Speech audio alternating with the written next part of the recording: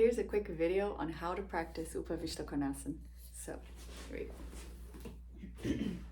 Upavistha Konasana is a sitting pose, and we sit on Upavistha Konasana.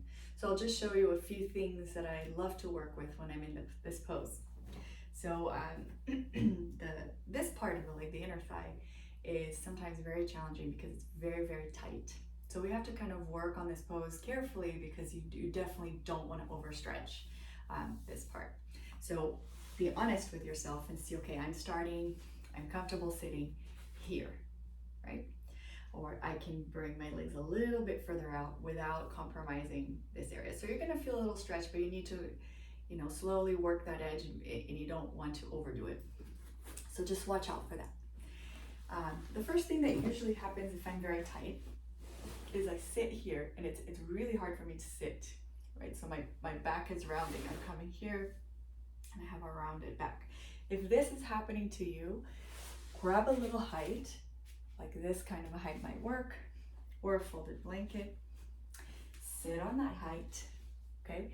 And then sit on the pose. This will help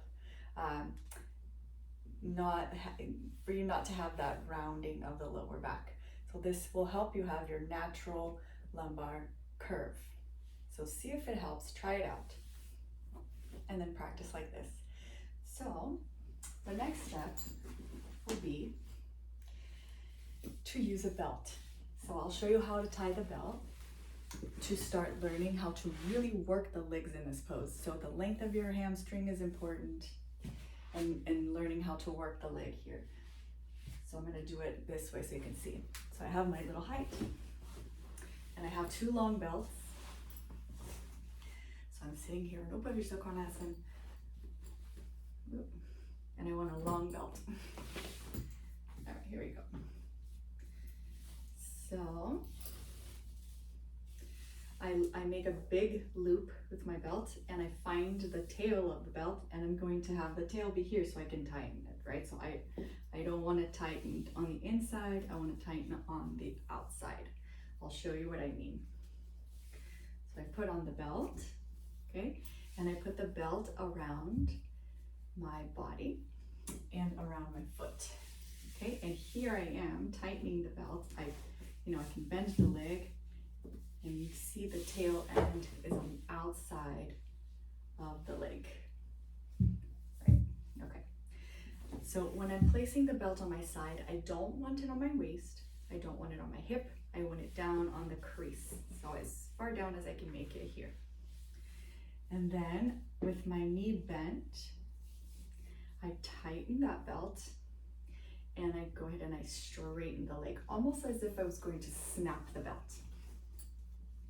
So pull, tighten the belt, and then straighten the leg.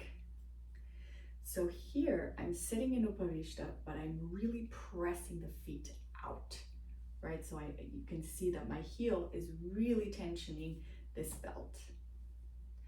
And then I make a fist out of my leg. So this is teaching the sensation of how to work the legs on this pose. We're not just, the legs aren't just sitting there. They're actually working really hard. And out. So if I had two big walls on the edges of my feet, I would push the walls away. Try to make this, imaginary hallway bigger. Okay. So I can work like this, and I notice that when I work the legs, I can actually lift the spine, and I can lift the chest, and I can not compress my spine and then just be, collapsing in my body. So it's very important to learn how to work the legs on this pose. All right, and then you can sit here and you can time, and you can sit here starting maybe for 30 seconds, and you can increase the time so that you strengthen your back and learn how to work the legs, really do work the legs, and slowly start releasing this area of the inner thighs. All right, this is a great pose to do during your period. It's a great pose to do just to gain better flexibility in the legs too. Okay, thank you.